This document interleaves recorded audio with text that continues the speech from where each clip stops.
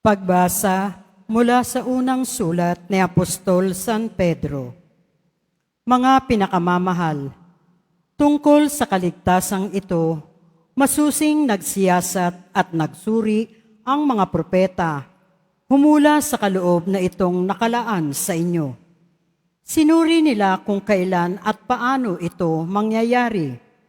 Ang panahong ito ang tinutukoy ng Espiritu ni Kristo na sumasa kanila nang paunang ipahayag sa kanila ang hirap na titiisin ni Kristo at ang parangal na tatamuhin niya.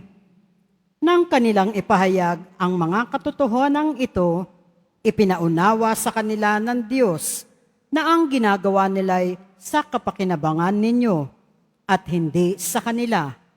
Ang mga katotohanang ito'y narinig ninyo ngayon sa mga tagapangaral ng mabuting balita ng Diyos. Nagsalita sila sa inyo sa kapangyarihan ng Espiritu Santong sinugo sa kanila buhat sa langit. Ang mga katotohanang ito'y maunawaan ng mga anghel sa langit. Kaya nga, ihanda ninyo ang inyong mga isipan. Magpakatatag kayo at lubos na umasa sa pagpapalang tatamuhin ninyo kapag nahayag na si Hesukristo.